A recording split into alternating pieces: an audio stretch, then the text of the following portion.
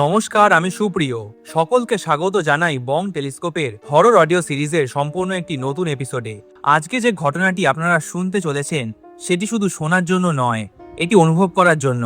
কারণ কিছু ঘটনা থাকে যেগুলো শুরু হয় খুব সাধারণভাবে, একটা উৎসব, একটু রং, একটু ভালোবাসা দিয়ে, কিন্তু ধীরে ধীরে সেই রং মিশে যায় অন্ধকারে।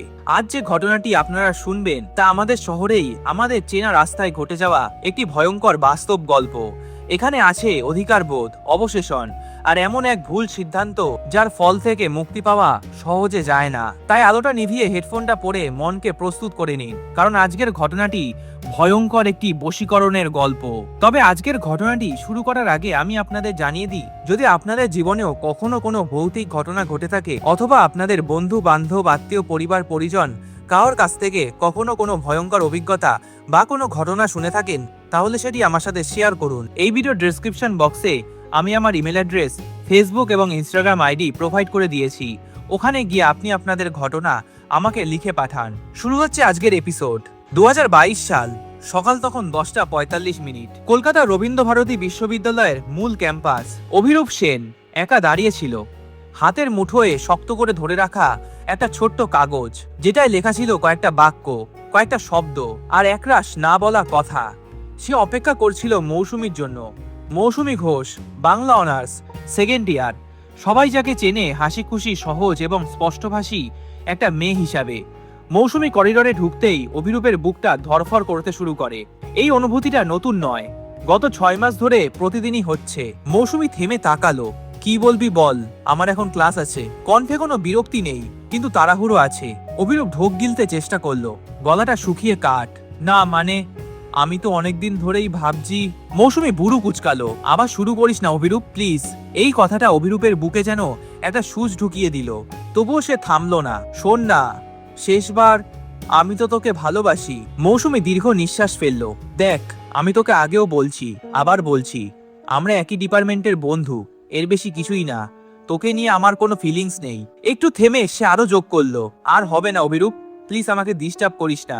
আর এই শেষ লাইনটা ছিল সবচেয়ে ভয়ঙ্কর, কারণ অভিরূপ এই লাইনটা মেনে নিতে পারেনি। আমি 6 বার চেষ্টা করেছি। অভিরূপ চাপা গলায় এটা বলল। এটাই সমস্যা, না মানে না। তুই এটা মেনে নিতে পারছিস না। আমার তোকে ভালো লাগে না, আমরা জাস্ট বন্ধু হিসাবে থাকতে চাই। এই কথাটি বলে মৌসুমী ক্লাসে ঢুকে গেল। ঠিক যাওয়ার সময় আরেকবার অভিরূপের দিকে তাকালো। দেখ অভিরূপ, এই আচরণটা ঠিক না।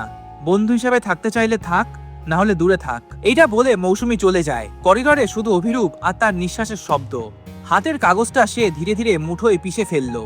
চোখে জল নেই, কিন্তু চোখের ভেতরে কিছু একটা ভেঙে পড়েছিল। এই ভাঙনটা দুঃখের ছিল না, এটা ছিল অপমান, ক্ষোভ আর নিয়ন্ত্রণ হারানোর শুরু। সেদিন সন্ধ্যায় বাড়ি ফেরার সময় লোকাল ট্রেনের জানলা দিয়ে বাইরে তাকিয়ে অভিরূপ শুধু একটা কথাই ভাবছিল, মৌসুমী যদি আমার না হয় তাহলে কারোরই হওয়া উচিত নয়। আর এই চিন্তাটা তার জীবনকে নিয়ে গেল এমন একটা জায়গায় যেখান থেকে আর স্বাভাবিকভাবে ফেরা যায় না। শিয়ালদা স্টেশন, বিধাননগর রোড, তারপর এক অচেনা গলি, উত্তর কলকাতা। রাতে ট্রেনের কামরাটা প্রায় ফাঁকা। দুটো স্টেশনের মাঝে ট্রেনটা থামলো। হালকা ঝাঁকুনিতে অভিরূপের চোখটা খুলে যায়। সে ঘুমাচ্ছিল না, চোখ বন্ধ করলেই মৌসুমীর মুখটা ভেসে উঠছিল। ট্রেন আবার চলতে শুরু করে। জানলার বাইরে পুরোই অন্ধকার, কিছু জায়গায় ভাঙা আলো, কিছু জায়গা সম্পূর্ণ কালো। ঠিক তখনই একটা রেলওয়ে পোস্ট চোখে পড়ল, কালো এবং লাল রঙে লেখা, হাতের আঁকিঝুঁকিতে ভরা অক্ষর। অভিরূপ প্রথমে পাত্তা দেয়নি, কিন্তু চোখটা অজান্তেই আটকে গেল। সে আবার পড়ল, ধীরে এবং স্পষ্ট। পোস্টারটায় লেখা ছিল, বশীকরণ, অবৈধ প্রেম বিচ্ছেদ, প্রতিশোধ, ব্যবসায় উন্নতি, শত্রু দমন, নিশ্চিত ফলাফল, যোগাযোগ করুন এই নাম্বারে। নিচে একটা অদ্ভুত চিহ্ন, বৃত্তের মধ্যে ত্রিশূল আর মাঝখানে দুটি চোখের মতো কিছু।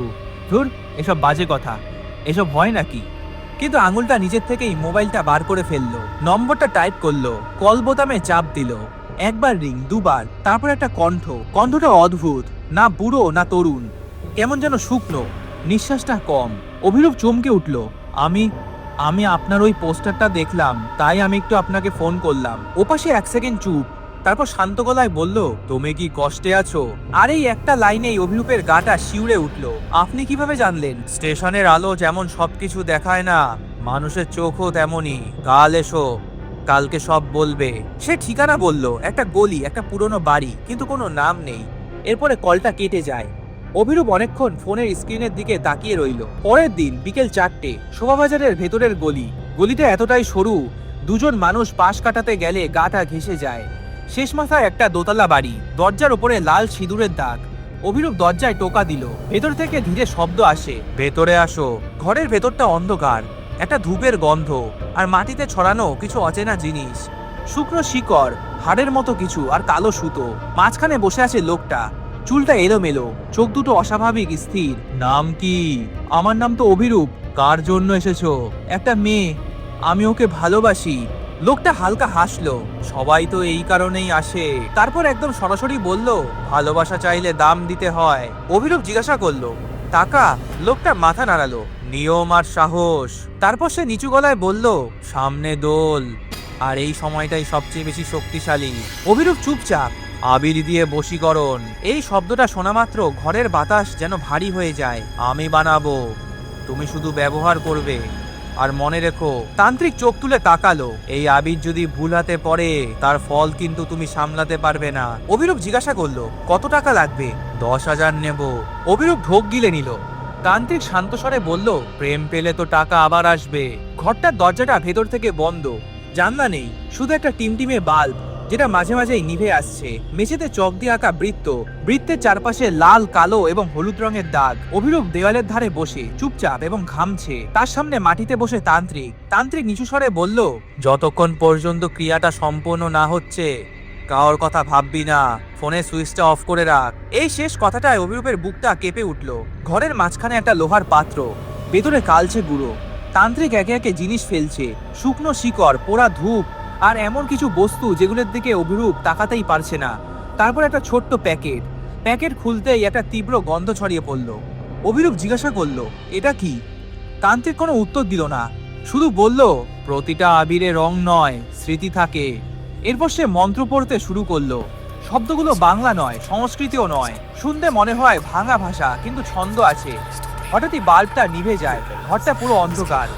অভিরূপের কানে হঠাৎই একটা ফিসফিস শব্দ আসে, ও কি তোকে ভালোবাসে? বাল্বটা আবার জ্বলে উঠলো।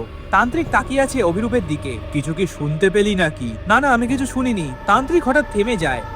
একটা কথা মনে রাখবি, এই আবির কিন্তু প্রেম দেয় না। তাহলে? এই আবির আসক্তি দেয়। আর এই শব্দটা অভিরূপ পুরোপুরি বুঝতে পারেনি। ঘরের ভেতরে যজ্ঞকুণ্ডে আগুন জ্বালানো হয়েছে, মাঝখানে লোহার পাত্র। তান্ত্রিক ধীরে ধীরে গুঁড়োটা নেড়ে দিচ্ছে, তার কণ্ঠে মন্ত্র, এবার খুব স্পষ্ট। অভিরূপ হঠাৎ অনুভব করলো কারো হাত তার কাঁধে। সে ঘুরে তাকালো, কিন্তু কেউই নেই। তান্ত্রিক বলল, ডরাবি না, এরা আসে। অভিরূপের এই কথাটি শুনে বুকটা হিম হয়ে আসে। শেষ মন্ত্রটা পড়ার সময় তান্ত্রিক নিজের আঙুলটা কাটলো, তারপর এক ফোঁটা রক্ত দিয়ে সেই গুঁড়োটা নাড়িয়ে দিল। গুঁড়োর রংটা হঠাৎই বদলে যায়, হালকা লাল, ঠিক আবিরের মতো। তান্ত্রিক উঠে দাঁড়ালো, হয়ে গেছে। সে একটা ছোট্ট কাগজের প্যাকেট অভিরূপের হাতে তুলে দেয়, এটা দোলের দিন ব্যবহার করবি, আর মনে রাখবি এই আবির যদি অন্য কেউ মাখে তোর চেয়েও বেশি কষ্ট পাবে। অভিরূপ প্যাকেটটা হাতে নিল, কাগজটা অস্বাভাবিক উষ্ণ। তান্ত্রিককে টাকা দিয়ে ঘর ছাড়ার সময় অভিরূপ পেছন ফিরে তাকালো। তান্ত্রিক তখন কিছু মন্ত্র পড়ছিল। মাটির ওপর একটা বৃত্ত, মাঝখানে লাল গুঁড়ো। বাড়ি ফেরার সময় তার মনে হলো প্যাকেটটার ভেতরে কিছু যেন নড়ছে। কিছুদিন পরেই দোল পূর্ণিমা, হোলি এসে গেছে। কলকাতা বিশ্বভারতীর আদলে তৈরি এক জনপ্রিয় দোল উৎসব এলাকা। সবাই এখানে দোল খেলতে আসে। সকালের আলোটা আজ অদ্ভুতভাবে ঝকঝকে, হাসি, গান, নানা রকমের মজা সব মিলিয়ে জায়গাটা যেন রঙে ডুবে গেছে। আর এর মাঝেই দাঁড়িয়ে আছে অভিরূপ, তার পকেটে ছোট্ট ওই কাগজের প্যাকেট। হঠাৎই অভিরূপ পেছন থেকে একটা ডাক শুনলো, কিরে অভিরূপ, এই যে। পেছনে তাকাতেই সে দেখে মৌসুমী দাঁড়িয়ে আছে, সাদা শাড়ি, চুলে পলাশ, মুখে হালকা রং। কিরে, কি ভাবছিস? মৌসুমী হাসলো, না না, তেমন কিছু না। চারপাশে সবাই রং মাখাচ্ছে, হাসছে, ছবি তুলছে। হঠাৎই অভিরূপ অনুভব করলো তার বুকের ভেতরে একটা চাপ, কিন্তু সে তখনও প্যাকেটটা বার করলো না। হঠাৎই দৌড়ে এলো আরেকজন, কিরে, তোর এখানে দাঁড়িয়ে আছিস? অভিজিৎ, ওদেরই ডিপার্টমেন্টের ছেলে, সবার সঙ্গে মেশে, সবাই তাকে চেনে। একা একা দাঁড়িয়ে আছিস কেন? এই বলে সে দুজনের গায়ে রং মাখালো। ভিড় তখন আরো ঘন, চারিদিকে হাসি, চিৎকার আর ক্যামেরার ফ্ল্যাশ। এই ভিড়ের মাঝেই অভিরূপ সাহস করে আবিরের প্যাকেটটা বার করলো। একটি মুহূর্ত, তারপর সে আবিরটা মাখাতে গেল মৌসুমীকে। ঠিক তখনই অভিজিৎ হাত বাড়িয়ে পুরো প্যাকেটটা কেড়ে নিল। কিরে, এটা কিরে, লুকিয়ে রেখেছিস নাকি?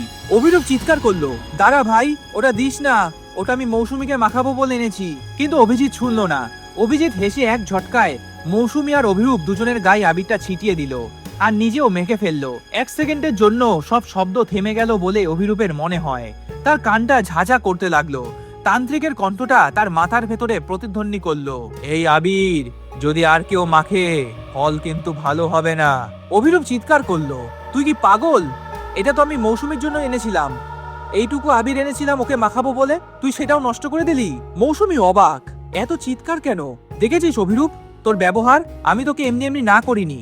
অভিরূপের গলাটা কেঁপে উঠলো, না না তুই বুঝছিস না, এটা তো আমি তোকে মাখাবো বলে এনেছিলাম। আমি আর বুঝতেও চাই না এইটুকু রং নিয়ে এত ঝামেলা, এই কারণে আমি তোকে দূরে রাখি। চারপাশের বন্ধুরা এগিয়ে এলো, কেউ হাসছে কেউ থামাচ্ছে।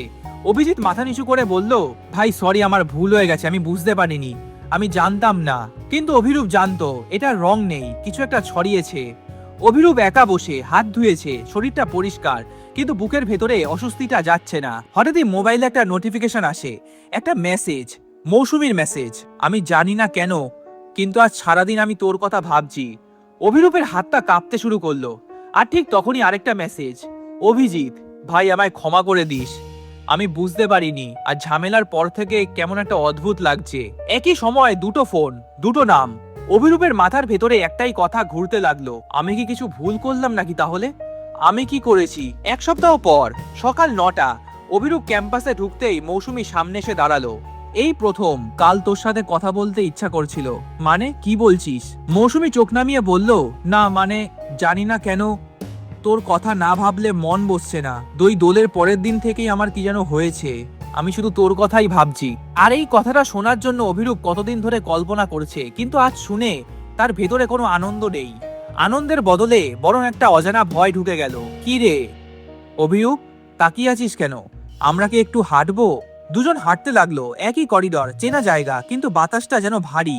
মৌসুমী হঠাৎ থামলো, আচ্ছা একটা কথা বলতো, তুই কি আমার উপর কিছু করেছিস? মানে কি বলছিস? না মানে আমি নিজেকে চিনতে পারছি না, তোর দিকে তাকালেই তো মাথা কাজ করছে না। আমি মনে হয় তোকে ভালোবেসে ফেলেছি। অভিরূপ আর কিছু বলতে পারলো না। ঠিক অন্যদিকে তাদেরই ওই বন্ধু অভিজিতের ব্যবহার বদলাতে শুরু হয়। সে ছিল আগে হালকা হাসি খুশি, আর এখন সে অভিরূপের দিকে অস্বাভাবিক দৃষ্টিতে তাকিয়ে থাকে। চোখে ঘুম নেই, কণ্ঠে কাঁপুনি। একদিন ক্লাসের পর অভিরূপের সামনে অভিজিৎ এসে দাঁড়ায়, তারপর সে ধীরে ধীরে বলে, ভাই একটা কথা বলতে চাই, অনেকদিন ধরে তুই ছাড়া আমার আর কিছু ভালো লাগছে না, আমার মনে হয় আমি তোকে। অভিরূপ চমকে উঠলো, দাঁড়া দাঁড়া, এসব কি বলছিস? মানে কি বলছিস তুই এসব? তুই কি গে নাকি? আমি জানি এটা ভুল, কিন্তু আমি থামতে পারছি না। কি রে তুই ভয় পাচ্ছিস কেন? অভিজিৎ হেসে বলল, কিন্তু অভিরূপ বলল, আমি আমি নিজেই নিজেকে ভয় পাচ্ছি। এই কথাটি বলার পর অভিরূপ অভিজিৎকে ধাক্কা দিয়ে ক্লাসরুমে ঢুকে যায়। সেদিন রাতে অভিরূপ আর ঘুমাতে পারছে না, মাঝে মাঝেই মোবাইলটা বেজে ওঠে। মৌসুমী কখনো মেসেজ কখনো কল দিচ্ছে। কি রে তুই এখন কি করছিস? আমার তোকে দেখতে ইচ্ছা করছে। আবার একই রাতে অভিজিতের মেসেজ, আমি তোর কথা না ভাবলে ঘুমাতে পারছি না, আমি জানি না আমার কি হয়েছে, কিন্তু আমি আর থাকতে পারছি না। দুটো আলাদা মানুষ, দুটো আলাদা দিক, কিন্তু অনুভূতিটা একই রকম। অভিরূপের মাথার ভেতর একটা অদ্ভুত শব্দ ঘুরতে লাগলো, আসক্তি। সেই তান্ত্রিকের কথা, এই আবির প্রেম দেয় না, এই আবির আসক্তি দেয়। একদিন ক্যাম্পাসে মৌসুমী আর অভিজিৎ মুখোমুখি হয়ে গেল। দুজনের চোখে একই রকম অস্বস্তি। মৌসুমী জিজ্ঞাসা করলো, তুই অভিরূপের সাথে এত কথা বলছিস কেন? অভিজিৎ তাকিয়ে রইল, কারণ ও এখন আমার। মৌসুমী চেঁচিয়ে উঠলো, কি বলছিস তুই এসব? মেরে না তোর মাথা ফাটিয়ে দেবো, তুই না ছেলে? এই নিয়ে দুজনের মধ্যে অদ্ভুতভাবে ঝামেলা শুরু হয়। অভিরূপ মাঝখানে দাঁড়িয়ে, চারপাশে লোকজন তাকাচ্ছে। এই দৃশ্যটা স্বাভাবিক না, কেউই স্বাভাবিক না। অভিরূপ অনেক কষ্টে ঝামেলা থামায়, মৌসুমীকে টেনে নিয়ে ক্লাসরুমে ঢুকে পড়ে। সেদিনই বিকেল 5:50।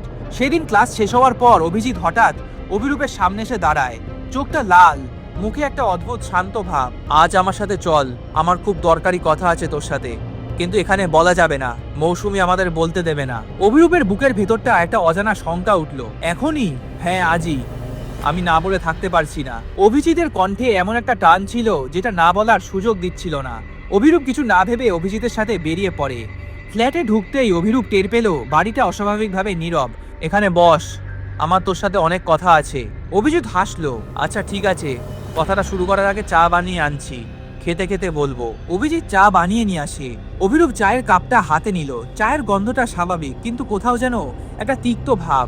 অভিজিৎ হঠাৎ বলল, তুই জানিস দোলের ওই ঝামেলার পর থেকে আমি ঘুমাতে পারছি না। অভিরূপ বলল, কেন? কারণ তুই তো আমার মাথার ভেতর থেকে যাচ্ছিস না। এই কথাটা শুনে অভিরূপ উঠে দাঁড়াতে গেল। ঠিক তখনই মাথাটা ঝিমঝিম করে উঠল। ঘরটা ঘুরছে। কি রে, কি হলো? ভয় পাবি না। এরপরে অভিরূপের আর কিছুই মনে নেই। অভিরূপের শুধু মনে আছে ঘরের আলোটা ধীরে ধীরে অন্ধকারে মিলিয়ে যাচ্ছিল। শেষ যে জিনিসটা সে শুনেছিল অভিজিতের কণ্ঠ, খুব কাছে, খুব নিচু, তুই এখন আমার, সব সময়ের জন্য। তারপর শূন্যতা। অভিরূপের আর কিছুই মনে নেই। কতক্ষণ পরে অভিরূপের জ্ঞান ফেরে সে কিছুই জানে না। ঘরটা তখন অন্ধকার, মাথাটা ভারী, শরীরটা অবশ। অভিরূপের গায়ে কাপড় এলোমেলো, গলাটা শুকনো। অভিরূপ উঠতে চাইলো কিন্তু পারল না। মনে হচ্ছে তার শরীরটা তার নিজের নয়। হঠাৎ আলো জ্বলল। অভিজিৎ দাঁড়িয়ে, চোখে একটা অদ্ভুত তৃপ্তি। এখন শান্তি লাগছে। অনেকদিন পরে আমি এরকম সুখ পেলাম। অভিরূপের চোখ দিয়ে অজান্তেই জল গড়িয়ে পড়ল। হঠাৎই অভিজিৎ বলল, কি বুঝছিস তুই? কি করেছি আমি? কিন্তু অভিরূপের মুখে তখন আর কোনো ভাষা নেই। সেদিন সবচেয়ে ভয়ঙ্কর ছিল। অভিরূপ কান্নায় ভেঙে পড়েছে। অভিরূপ কোনোভাবে বাড়ি ফিরে আসে। মাথার ভেতরটা ফাঁকা, শরীরটা ব্যথা। আয়নার সামনে দাঁড়িয়ে সে নিজেকে চিনতে পারছে না। হঠাৎ মোবাইলে বেজে ওঠে মৌসুমীর কল। কলটা ধরতেই অভিরূপ নিজেকে আর সামলাতে পারে না, কান্নায় ভেঙে পড়ে। আমি আমি তো আর ঠিক নেই। ওই পাশে মৌসুমী থমকে যায়। কেন, কি হয়েছে? কাঁদছিস কেন? অভিরূপ কিছু বলতে পারে না, শুধু একটা কথাই বেরোয়, অভিজিৎ অভিজিৎ আমাকে নিয়ে ফ্ল্যাটে গেছিল। তারপর তারপর আমার আর কিছুই মনে নেই। ও আমাকে ভেঙে দিয়েছে। এই কথাটা বলে অভিরূপ ফোনটা কেটে দেয়। দুপুরটা গড়িয়ে বিকেল। অভিরূপের ফোন বারবার বন্ধ, মেসেজের কোনো রিপ্লাই নেই। মৌসুমী আর থাকতে না পেরে সে নিজেই চলে যায় উত্তর কলকাতার সেই পুরনো বাড়িটায়। দরজায় বেল বাজাতেই ভেতর থেকে কোনো শব্দ আসে না। দরজাটা ঠেলে খুলে যেতেই একটা তীব্র বন্ধ ঘরের গন্ধ। অভিরূপ মেঝেতে বসে, চুলটা এলোমেলো, চোখটা ফাঁকা, দেওয়ালে পিঠ ঠেকানো, চারপাশে কাগজ, লাল সুতো, ভাঙা ধূপকাঠি। অভিরূপ, কি হয়েছে তোর? কোনো প্রতিক্রিয়া নেই। সে চোখ তুলে তাকায় ঠিকই, কিন্তু দেখে না। ঠোঁটটা নড়ে, কোনো শব্দ নেই, শুধু চোখ দিয়ে জল গড়ায়। মৌসুমী আর শক্ত থাকতে পারে না, সে হাঁটু গেড়ে বসে পড়ে। কি হয়েছে তোর? কাঁদছিস কেন এরকম ভাবে? আমায় সত্যিটা বল। অভিরূপ ফিসফিস করে বলে, আমি শুধু চাইছিলাম কেউ যেন আমাকে ছেড়ে না যায়। আর এই এক লাইনেই সবকিছু মৌসুমীর বোঝা হয়ে যায়। মৌসুমী মুখ ঢেকে কাঁদে, কোনো চিৎকার নয়, কোনো নাটক নয়। অভিরূপ মৌসুমীকে সবটা জানায়। মৌসুমী এসব শোনার পরে আর থাকতে পারে না। মৌসুমী অভিরূপকে সবকিছু শোনার পর ঠাসিয়ে দুটো থাপ্পড় মারে। অভিরূপ ক্ষমা চায়, আমায় আমায় বাঁচা, আমি বুঝতে পারিনি এরকম হবে। মৌসুমী কাঁদতে কাঁদতে বলে, আমি তোর সাথে আর কোনো সম্পর্ক রাখতে চাই না, কিন্তু আমি তোর হেল্প করব ঠিকই, কিন্তু এটাই শেষ। আমাকে পাওয়ার জন্য তুই যে এরকম নোংরা কাজ করবি, আমি এটা কল্পনাও করতে পারিনি। আর তোর মতো জানোয়ারদের সাথে এরকমই হওয়া উচিত ছিল। এই কথাটি বলে সেদিন মৌসুমী বেরিয়ে যায়। সন্ধ্যার পর অভিরূপ মৌসুমীকে কল করে। মৌসুমী আসে ঠিকই, কিন্তু কোনো কথা বলে না। অভিরূপ মৌসুমীকে নিয়ে যায় সেই তান্ত্রিকের বাড়িতে। দরজাটা খোলার আগেই ভেতর থেকে একটা গলা, আমি জানতাম তুই আসবি। ঘরে ঢুকেই মৌসুমী সব বলে দেয়, একটা না, কোনো লুকানো নেই। তান্ত্রিক চোখ বন্ধ করে শোনে। যেটা জোর করে ধরা হয় ওটাই সবচেয়ে ভয়ঙ্কর হয়ে ওঠে। মৌসুমী জিজ্ঞাসা করে, ওকে কি বাঁচানো যাবে? তান্ত্রিক শুধু মাথা নাড়ে, ও বাঁচবে, কিন্তু এই স্মৃতি নিয়ে নয়। এই বশীকরণ তিনজনকে বেঁধেছে, ভাঙা যাবে, কিন্তু কিছু শর্ত আছে। মৌসুমী জিজ্ঞাসা করলো, কি শর্ত? আর আপনি বা এরকম উল্টোপাল্টা ভুলভাল কাজ করেন কেন কিছু না জেনে? তান্ত্রিক চোখ তুলে তাকালো, আমি তো বুঝতে পারিনি, আমি টাকার জন্য করেছিলাম, কিন্তু এর উপায় আছে, দুজন ভুলে যাবে। মৌসুমী জিজ্ঞাসা করলো, কি ভুলে যাবে? দোলের দিন থেকে আজ পর্যন্ত সব, কিন্তু তুই ভুলতে পারবি না, কারণ তোর সাথে এদের মধ্যে কারো এখনো শারীরিক মিলন ঘটেনি। অভিরূপ হঠাৎই এই কথাটি শুনে মাথাটা তুললো। তান্ত্রিক শান্ত স্বরে বলল, কিন্তু মৌসুমী আর নিতে পারলো না, এক মুহূর্ত চুপ করে রইলো। তারপর বলল, ঠিক আছে, আমি রাজি আছি, কিন্তু এইগুলো সব তাড়াতাড়ি ঠিক করেন, আমি আর এদের মাঝে থাকতে চাই না। মৌসুমী তাকালো, কারণ কেউ যদি সত্য মনে রেখেও বাঁচে, সে আজীবন মরবে। তান্ত্রিক কিছু না বলে ক্রিয়া শুরু করে। ভোরের আলো ফোটার ঠিক আগে মন্ত্র শেষ হলো। বাতাসটা খুব ভারী হয়ে উঠলো, ধূপটা নিভে গেল। অভিরূপের মাথা ঘুরে গেল, মৌসুমীর চোখটা বন্ধ করলো। তান্ত্রিক শেষ লাইনটা বলল, যা জোর করে বাঁধা হয় তন্ত্র দিয়ে, সেই স্মৃতি মুছে গেলেই সেটি ছুটে যায়। এরপরে সবকিছু অন্ধকার। অভিরূপ ওখানেই জ্ঞান হারায়। অভিরূপের আর কিছুই মনে নেই। মৌসুমী অভিরূপকে বাড়িতে দিয়ে আসে। কিছুদিন পর রবীন্দ্রভারতী ক্যাম্পাস, সবকিছু স্বাভাবিক। অভিরূপ বেঞ্চে বসে, মাথায় হালকা ব্যথা, সে জানে না কেন, কিন্তু দোলের দিনটা তার মনে পড়ছে না। অন্যদিকে অভিজিৎ দূর থেকে তাকায়, চেনা মুখ কিন্তু অপরিচিত। দুজনের চোখাচোখি করে, তারপর মুখটা ফিরিয়ে নেয়। আর অন্যদিকে মৌসুমী সে কলেজ ট্রান্সফারের ফর্ম জমা দিয়েছে, আর এভাবেই মৌসুমী ওই কলেজ থেকে বেরিয়ে পড়ে। অন্যদিকে অভিরূপ আর অভিজিৎ নিজেদের মধ্যে কোনো কথা বলে না, কারণ তাদের কিছুই মনে নেই, শুধু দোলের ওই ঝামেলা অবধি তাদের মনে আছে। আর এই ঘটনার 1 বছর পর উত্তর কলকাতার সেই গলি তান্ত্রিকের বাড়িটা বন্ধ থাকে। দরজার ওপরে নতুন করে কিছু লেখা, বশীকরণ করা যায় কিন্তু তার ফল ভোগ করতেই হয়। আর এই ছিল আজকের একটি ভয়ঙ্কর বশীকরণের ঘটনা। কিন্তু অভিশাপ কি সবসময় গল্পেই শেষ হয়? আপনাদের কি মনে হয়? আজকের যে ঘটনাটি আপনারা শুনলেন, এটা শুধু গল্প নয়, এটা একটা সতর্ক বার্তা। কখনো কখনো ভালোবাসা আর অধিকার বোধের মাঝের লাইনটা খুবই সূক্ষ্ম হয়ে যায়, আর যখন সেই সীমা কেউ পেরিয়ে যায় তখন শুরু হয় নিয়ন্ত্রণ, তারপর ভয়, আর তারপর অভিশাপ। মনে রাখবেন, যা ভুল তন্ত্র দিয়ে জোর করে পাওয়া যায় তা কখনোই নিজের হয় না। আর সব অভিশাপ রক্ত আর চিৎকার দিয়ে শুরু হয় না, কিছু অভিশাপ শুরু হয় আজকের ঘটনার মতো নীরবতা দিয়ে। আপনাদের যদি আজকের এই ভয়ঙ্কর বশীকরণের এপিসোডটি ভালো লেগে থাকে তাহলে লাইক করুন, শেয়ার করুন, আর অবশ্যই চ্যানেলটি সাবস্ক্রাইব করে পাশে থাকুন, কারণ পরের ঘটনাটা হয়তো আপনাদের শহরের আপনাদেরই কোনো গলিতে এই মুহূর্তে শুরু হয়ে গিয়েছে। আমি সুপ্রিয় ছিলাম আপনাদের সঙ্গে। খুব শীঘ্রই দেখা হবে আরেকটি অন্ধকার প্রান্তে। ভালো থাকবেন এবং সুস্থ থাকবেন।